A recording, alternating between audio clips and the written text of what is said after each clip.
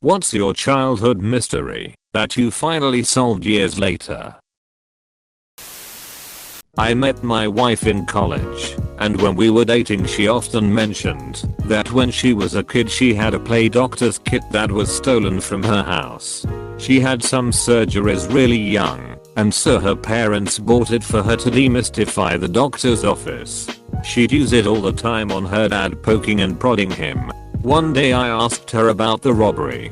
Did they take everything? Jewelry? The TV? Other valuables? No, and no. It hit me. I asked, so someone broke into your house and only stole your doctor's kit, leaving anything worth fencing there? Yeah, why? Did you ever consider your folks were tired of you using the kit on them all the time after you got better? Oh, damn. We confirmed it with her dad later, but for 15 years she had believed some thief broke in and only stole her beloved doctor's kit. Edit spelling. I love this. Sometimes it really just takes an outside perspective to see it. Her parents got tired of healing after all the cuts and stitches. I mean, it's sort of okay to get appendectomy once, but 10 appendectomies in a row is just super taxing. I solved a family mystery for my mom. I wasn't allowed to play console video games during the week all the way until I was 18, but some nights I'd really be craving it, so I would noiselessly creep through my house into my basement, where I could play video games in peace. But once every 30 times or so one of my parents would need something from the basement and I'd quickly turn off the TV monitor, hide in the guest room and pray they didn't turn on a light or notice that box was on. One night I ducked into the guest room and hid behind the bed. To my horror my mom followed me into the room and turned on the lights. I was panicking, so when she started digging through the closet with her back to me, I made a run for it. I nearly brushed her shirt, and if she'd seen me, I'd probably have given her a heart attack.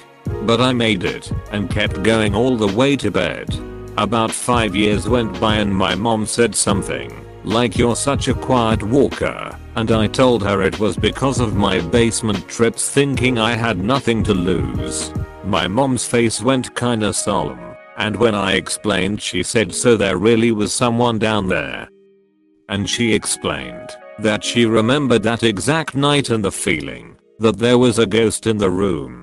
Over the next couple days she'd stare into space and just say, "I can't believe you were really there."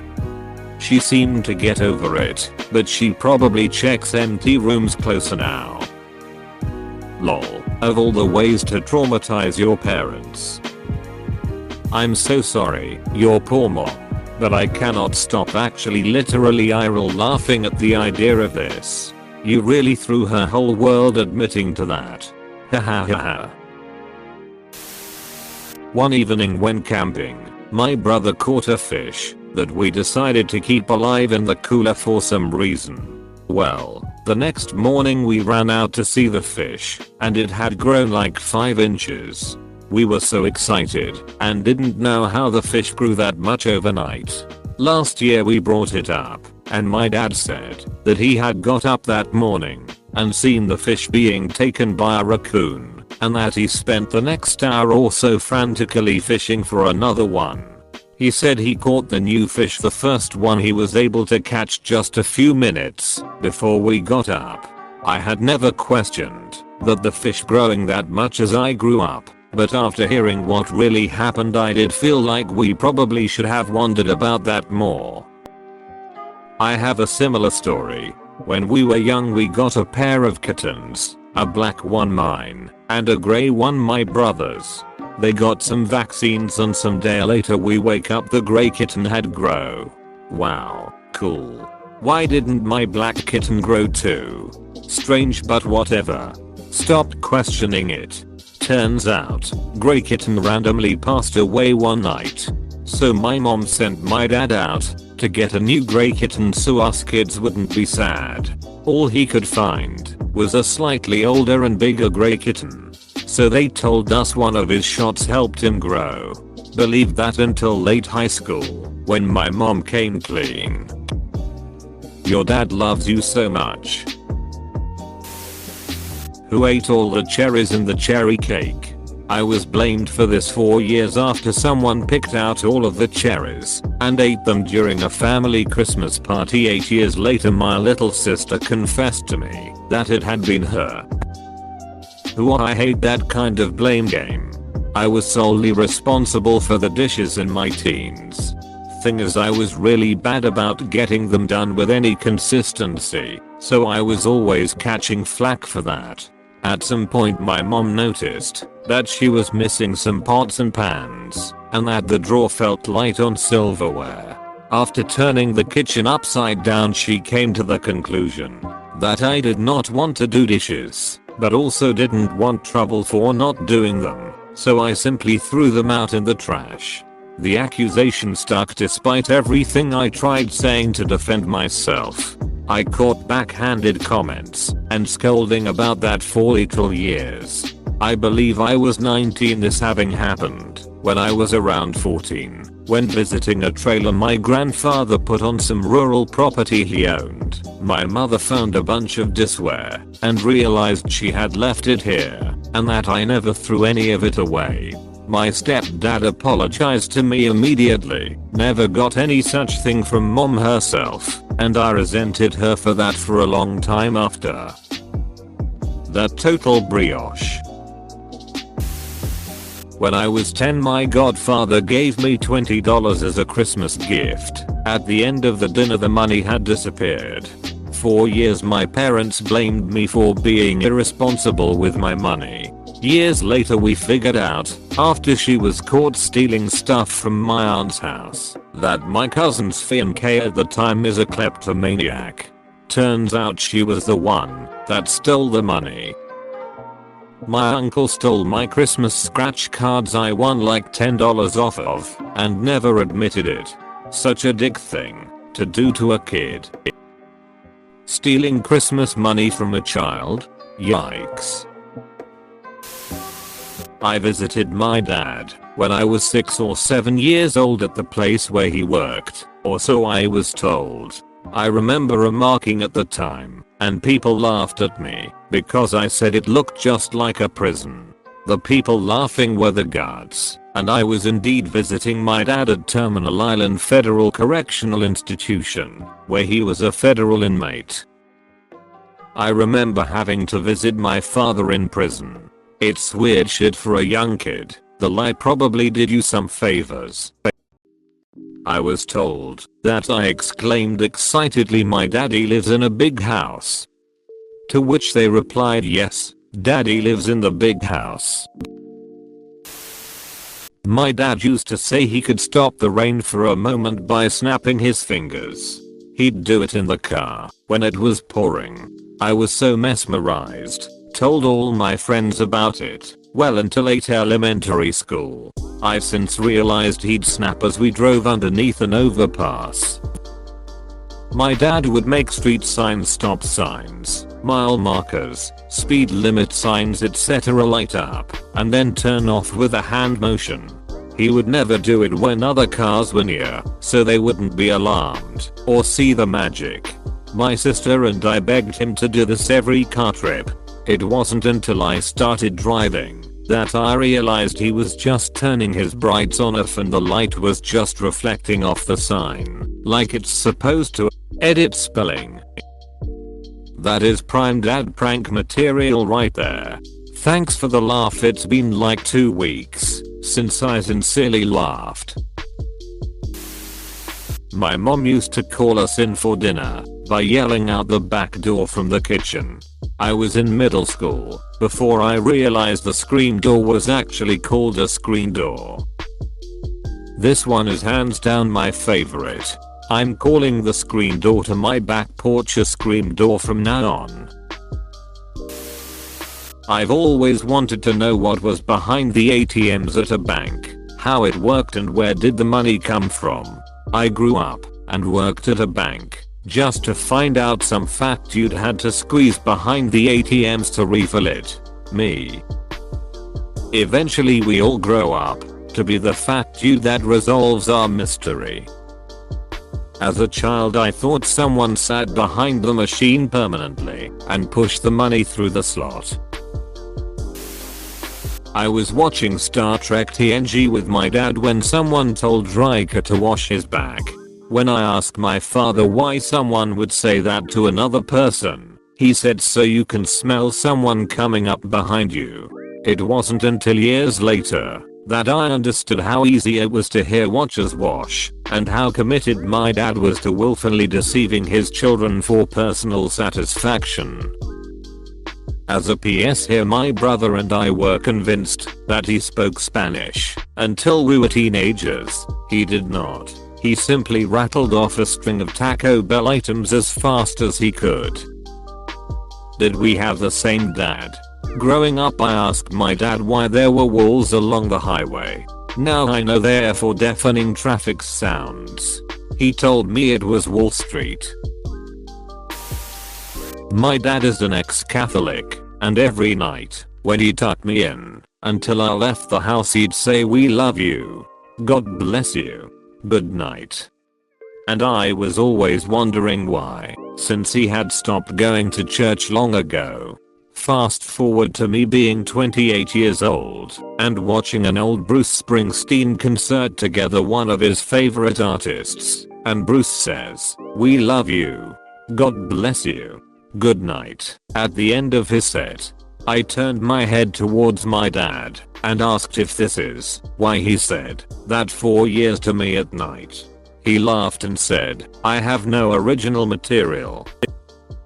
I love this. I love Bruce, and I love dads who love Bruce." Over the years I'll watch some old movie and a line sticks out. I then remember that my dad only speaks in movie quotes that are too obscure for me to know. Edit my dad and I share a love for Tropic Thunder, so we often say things like "you're a great American" or "you've got a good brain" to each other or other family members who don't know the movie. The random claps at midnight in my house weren't from ghosts, and weren't claps either. Yeah, for me it wasn't really ghosts inside my closet that would rattle my mirrored closet doors. Freaked me out that, as soon as my dad would come to check on me after I started screaming for help, the rattles would stop, dad would leave, rattling would start again. I lived in fear of those damn ghosts. Oh god, this has just made me realize when one of my exes used to take the piss out of his mum for singing and clapping in her sleep. He even did impressions of her singing, and it was a kind of wailing noise. So yeah, he was like 26 BTW. Edit, thank you for the hugs award. I really needed a hug after this revelation, NGL. When I was 4, I vividly remember getting into my mum's car and her telling me that our cat had died. She told me how she rushed into the vet and he was shedding fur, something was seriously wrong. Despite her best efforts he died. I never knew why he died and why it happened so suddenly, but I accepted that it happened. Fast forward about 15 years, I'm home from college for Christmas. On Christmas Eve, I'm out driving to the store with my dad and uncle. They are talking about the cat my parents got for Christmas one year, the cat mentioned above. My dad says yeah, that thing was too aggressive, so I took it to a farm and gave it away. Normally, when the family pet dies, the parents lie to the kid and say it went to a farm upstate somewhere to ease the burden. Not my parents. They told me the horrifying truth even though it wasn't, you know, true. This twist made me laugh. I imagine your dad taking it to a farm, letting it out, and off the cat goes to play with new animal friends in the barn. He tells your mom, and she decides to just go with it. Died. I grew up on a farm with barn cats. We actually had 2 populations of cats. The friendly tame yard cats that lived outside, but were tame, and would happily let you pet and hold them, and then the wild barn cats. Being outside pets, they never really lasted very long. A handful of years was a good run, though we had a few that lasted 5 years. We had more than a few cats given to us to live on the farm.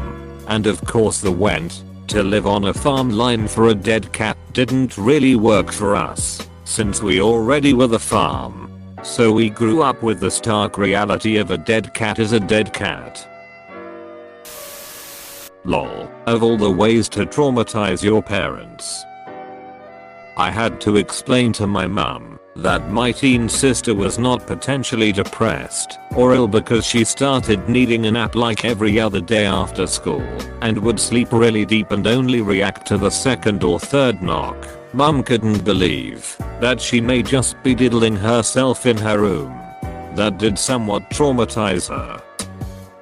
Oh god. I distinctly remember having one of the most embarrassing conversations with my mom ever at 13 years old. My mom kept asking why I started always having my door closed at night as a preteen and would constantly knock to check up on me. Finally she just decided to unlock the door with a key and walked in on little 13-year-old me choking the chicken. She thought I was playing with fire or something else that I shouldn't have been doing for whatever reason. It apparently had never occurred to her that a 13-year-old boy would need some alone time. We were both pretty damn embarrassed. My mom had me when she was older too, like early 40s. She came from a time when that kind of thing was simply not discussed. A key excerpt from the conversation. Mom, but every night. Me, bright as a tomato, half yelling in an attempt to end the conversation. Yes, every night. Sometimes twice. Can we please stop now? Later on we both laughed about it, and I got to explain to her that in middle school it was like walking around with a half-cocked gun all day lol. It's funny because she worked as a nurse for years. She had to know what that time was like.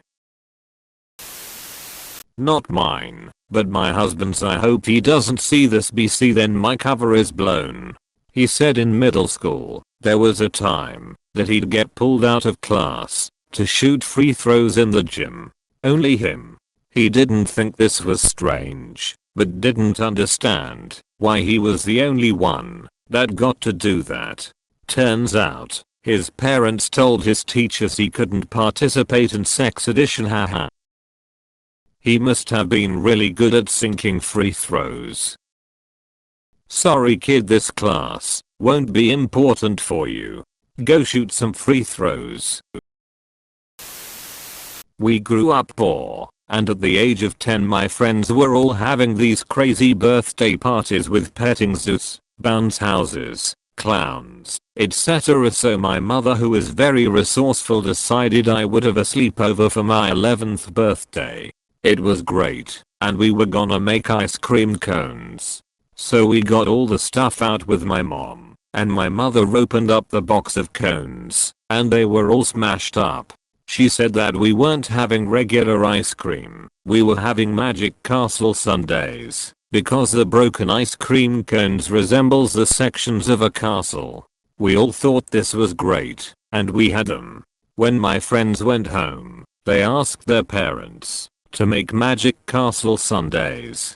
2 days ago I found out that my mother was getting the past sell-by foods behind the grocery store. They were not expired, just past sell-by date.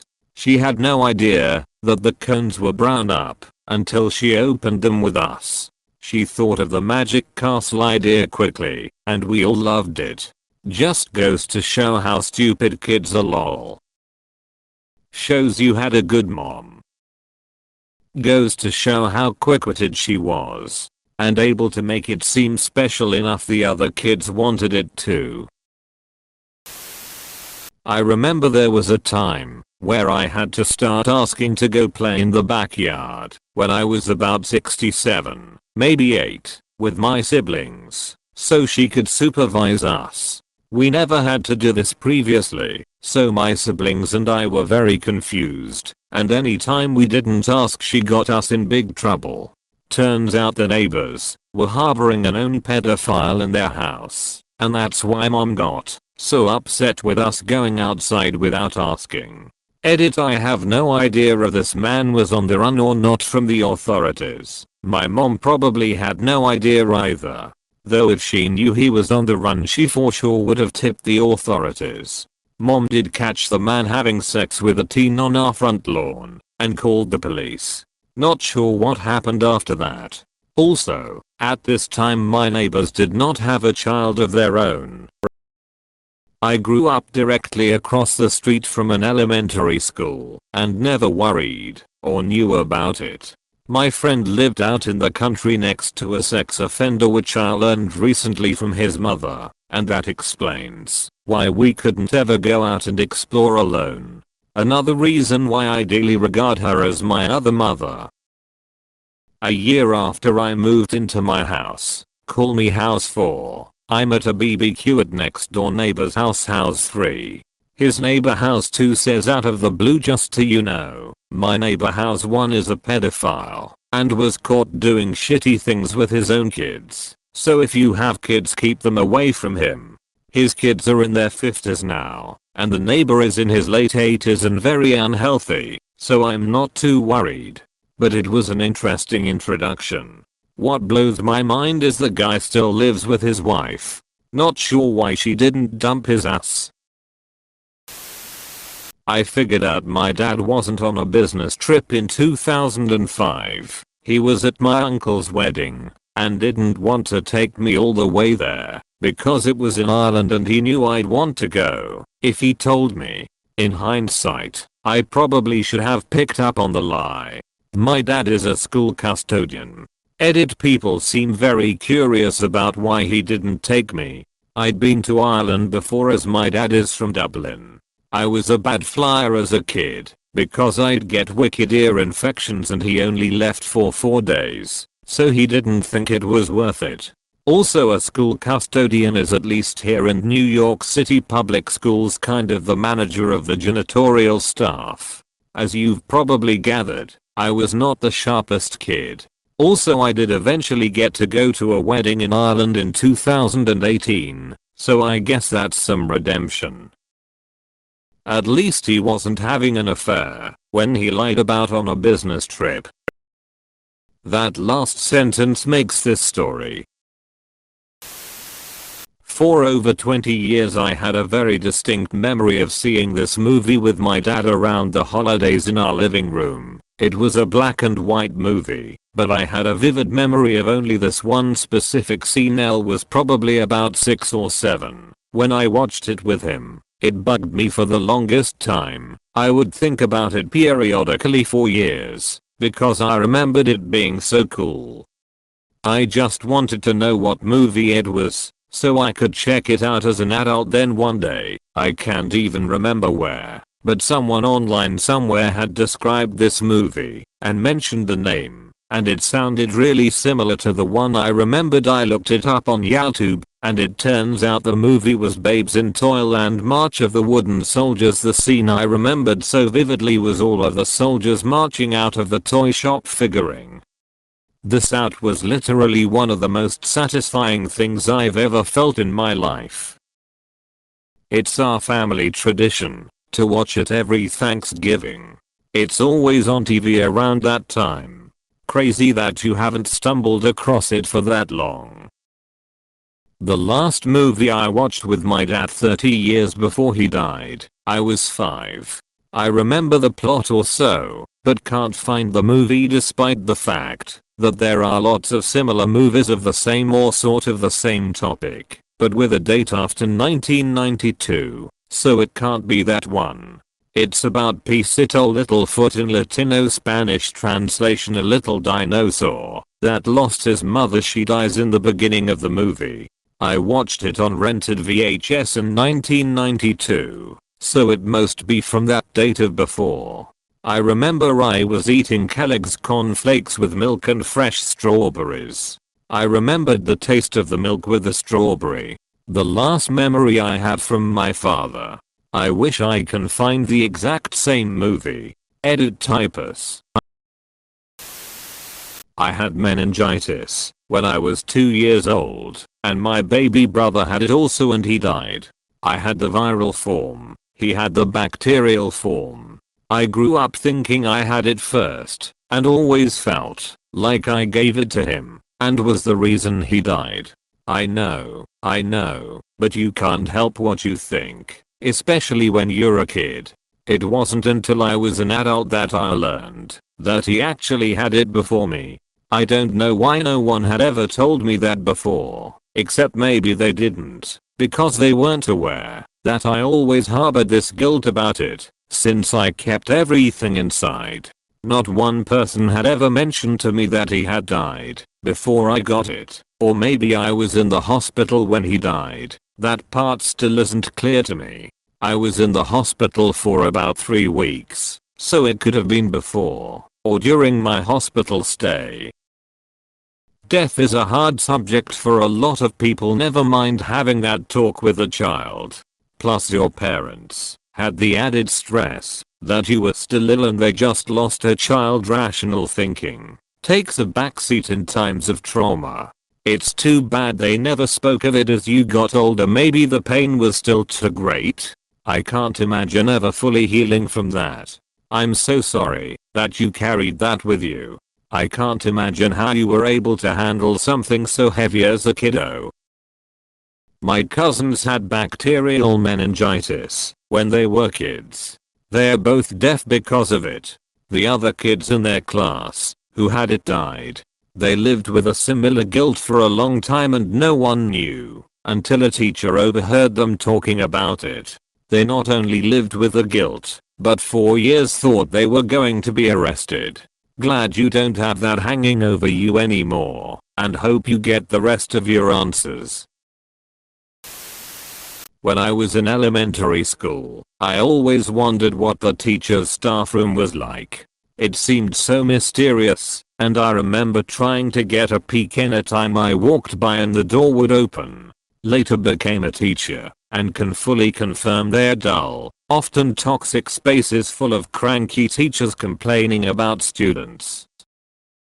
As a kid, I used to frequently just walk into the teacher's lounge to use their vending machines. It wasn't until years later that I found out that wasn't a perfectly normal thing to do. In hindsight, I guess they all just assumed I was in there on an errand for another teacher. In primary school, elementary school, we used to get picked for a really special awesome job. Going to load the dishwasher and tidy up the teacher's staff room after lunch. Then get to leave class again to unload it once it had finished its cycle. I told my mum about how much the teacher liked me because I got to do it all the time. Then I never got picked again. Turns out she had complained about me being taken out of class to empty a dishwasher. I used to go to our local YMCA after school, and during the summer, when I was a kid, we went swimming in the pool almost every day, and being the curious kid I was, I always wondered what was behind the caution doors with the weird triangle markings. Fast forward 8 years, and I'm now working at that YMCA as a lifeguard. And behind the doors? Old, smelly pool chemical testing rooms. Very anticlimactic. Kids probably thought something cool was inside. That's where they keep the kids that couldn't swim. As a PS here, my brother and I were convinced that he spoke Spanish until we were teenagers. He did not. He simply rattled off a string of Taco Bell items as fast as he could. Haha. My parents were the same. They taught me a lot of made up words, especially for food items. I'm still realizing at almost 30 that there are made up words I'm still using. Haha. This one kid wanted cake but not lasagna. I was babysitting him. It was for dinner. So I told him he got a special cake. He got to eat noodle cake lasagna. His mom checked and I told her the little lie. She laughed. She picks him up. He goes, I ate cake for dinner. I like noodle cake. It's been 2 years. No one's told him. Stealing Christmas money from a child? Yikes. John Travolta was actually John Travolta, which really made a lot more sense. Took me till my teens to figure out that my aunt's name wasn't actually Tyrene, but Shireen. I'm in my 20s, but still call her Tyrene lol. That just reminded me of a girl I worked with years ago. She thought Elton John was a duo. Elton John. I remember being about 8 and in the car with my dad. I was in the front seat and we were driving somewhere, and this song came on the radio. He cranked it and said something about it being the best guitar playing ever. He really jammed out, which was really uncharacteristic because he was usually so stoic. It was the only time I heard the song, and he died before I could ever ask him what song it was. When I asked around, no one knew WTF I was talking about or what song I was thinking of. So I had this melody in my head for years. But how do you look up a song that has no lyrics? So for years and years, this song stayed on the back burner in my brain. I was afraid to forget it. Somehow this story pops up when I'm like 26 or so, chatting with my husband, and we searched YouTube for best guitar songs. After about 15 minutes, we find it. Cliffs of Dover was the song that I'd burned into my brain on repeat for 16 years. Now I jam out to it with my kids. Edit. Thank you so much for the kind words and awards. I'm kinda speechless at how big this post got. But thank you. My dad is a professional guitarist and he'd always play this song. Whenever he'd practice with his amp he'd play this song, which was basically every day growing up lol. It was his theme. I didn't realize he didn't write it until I randomly heard it on the radio at work when I was in my early 20s. He cranked it and said something about it being the best guitar playing ever. Your father knew one of the ultimate truths upon which the universe was built.